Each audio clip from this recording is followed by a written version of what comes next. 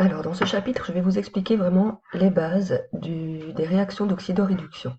Vous devez regarder cette vidéo-ci après avoir fait la démarche de regarder la petite vidéo dans laquelle il y a une expérience et après avoir fait l'effort de compléter votre cours. Donc, tout simplement, les réactifs de l'expérience étaient le fer solide et les ions de cuivre Cu2+. Les produits de l'expérience étaient les fers 2+ aqueux et le cuivre solide. Il y avait eu des changements de couleur, d'accord, qui étaient très visibles et donc qui montraient un changement de la nature des éléments dans la réaction chimique. Alors, quel élément est transféré au cours de cette réaction? Eh bien, ce sont des électrons. Et c'est là que c'est très particulier, enfin, que c'est très différent des acides bases que l'on a vus juste avant. Donc ici, le transfert, c'est bien des électrons qui passent d'un réactif vers un autre. Et donc, une définition assez courte que l'on pourrait proposer pour une réaction d'oxydoréduction, c'est un transfert d'électrons d'un réducteur vers un oxydant, donc d'un réactif que l'on va appeler réducteur. Celui qui va donner des électrons et celui qui va les attraper s'appellera l'oxydant. Donc on arrive comme ça à la réponse suivante. Qu'est-ce qu'un oxydant et quel rôle joue-t-il? L'oxydant va capter des électrons. Ici, il est joué par le rôle du Cu2+, qui avait de la place pour capter 2 électrons, puisqu'il a 2 charges positives, qui étaient dues à un déficit d'électrons. Le réducteur, quant à lui, a la caractéristique de céder, de donner des électrons, et ça, c'était joué par le fer solide. Donc la notion d'oxydation, l'oxydation, il faut faire attention, c'est l'action. Donc lorsqu'il y a une oxydation, ça veut dire que l'on devient un oxydant. Si on devient un oxydant, il y a une perte d'électrons. On était un réducteur qui a cédé des électrons et hop, on est devenu un oxydant. Il y a donc eu une perte d'électrons. Une réduction, c'est l'action de devenir un réducteur et donc c'est le fait de capter des électrons. Puisqu'on était un oxydant qui avait un déficit d'électrons, on capte des électrons et on devient un réducteur. Ce phénomène s'appelle la réduction. Alors, pour écrire une équation d'oxydoréduction, eh bien, il faut travailler en 2 temps. En 3 temps, pardon. Il faut d'abord faire l'oxydation, la réduction, et puis on vient faire la somme des deux. Donc, par exemple, la réduction ici était jouée par le cuivre 2+. Le cuivre 2+, c'est un oxydant. Il s'est donc transformé en cuivre solide, qui lui est un réducteur. Il avait besoin de prendre il a plus d'électrons en lui. Donc, Cu2+, il va capter 2 électrons, donc je mets plus 2 électrons, flèche, et pas les égales comme dans sa vidéo, se transforme en cuivre solide. L'oxydation, une oxydation c'est une perte d'électrons, alors quel élément a perdu l'électron? Eh bien, c'est le réducteur qui s'est transformé en oxydant. Le fer solide se transforme pour donner du Fe2+, et il a également largué 2 électrons. Alors, quand on a fait l'oxydation et la réduction, il y a une chose que l'on doit faire. Ici, ça tombe tout juste bon, mais ce n'est pas toujours le cas.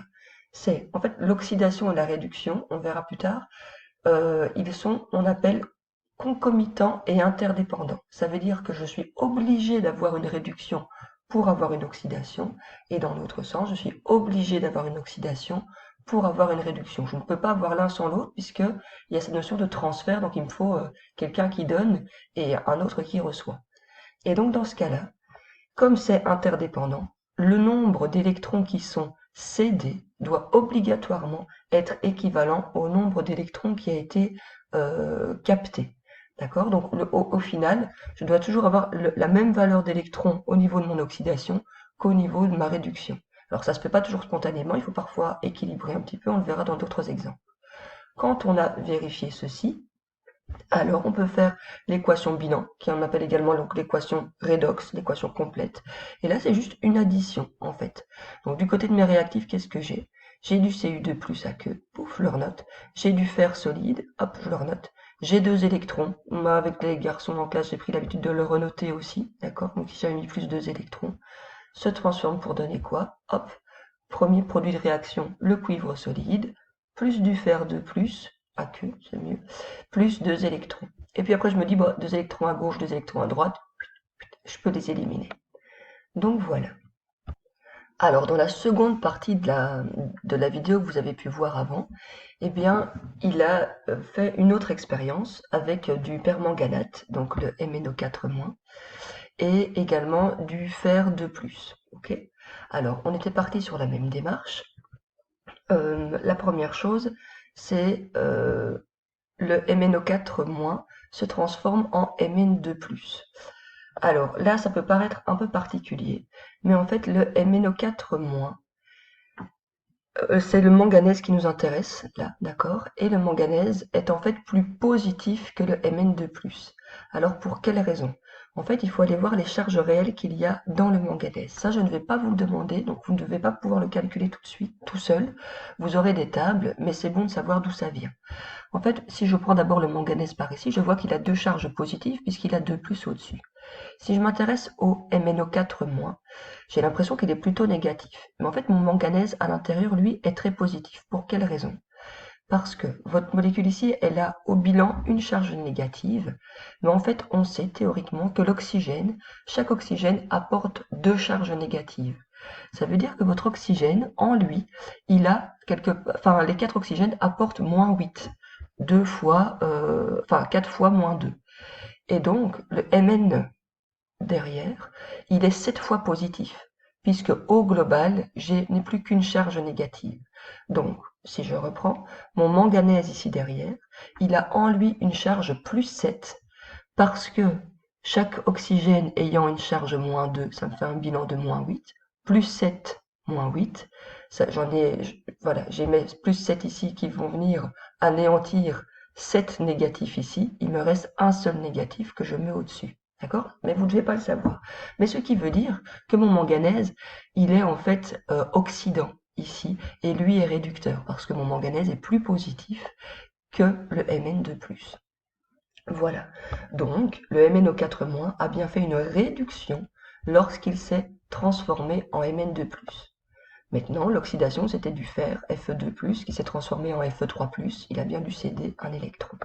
Alors, si je veux venir faire ma réaction, je vais commencer par l'oxydation parce qu'elle est plus simple.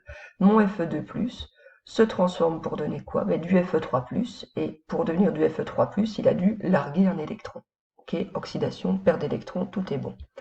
Au niveau du MnO4-, la manière dont vous devez vous y prendre, c'est bien expliqué aussi dans le chapitre 2, donc si vous ne comprenez pas tout de suite, c'est pas dramatique. Mais on s'accroche.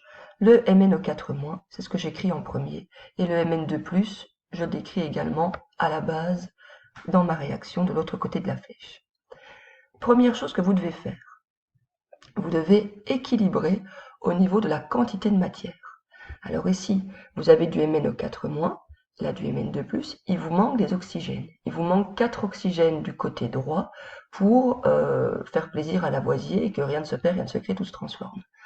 Et donc, ce que vous avez, vous devez imaginer que vous avez des petits sachets devant vous. Et dans votre premier sachet, vous avez la possibilité de mettre des molécules d'eau.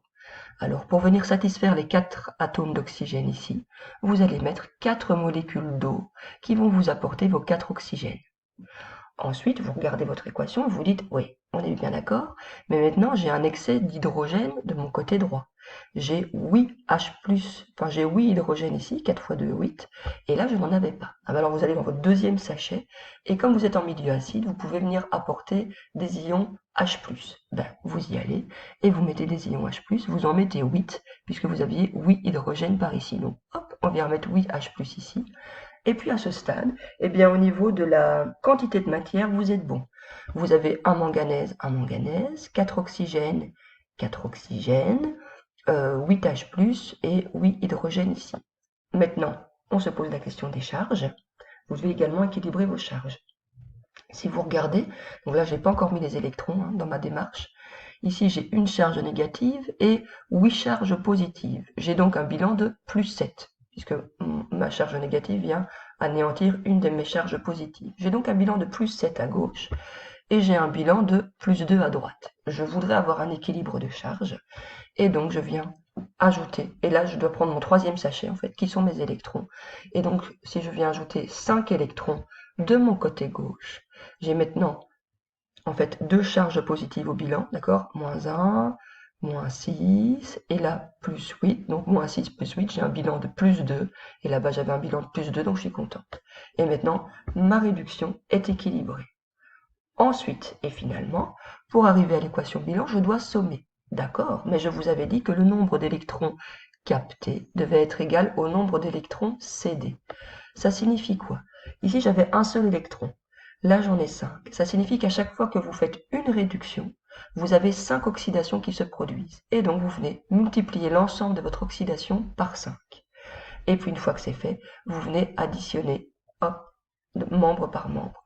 Donc, j'ai 1 MnO4 moins, j'ai 8H+, plus 5 électrons, j'ai pas mis mes fers. Ah non, si. Plus 5 électrons que j'ai pas noté. Plus 5 Fe2+, se transforme pour donner du Mn2+, tchic. 4H2O, pof. 5 Fe3+, ils sont ici. Et 5 électrons. 5 électrons à gauche, 5 électrons à droite. On peut les éliminer.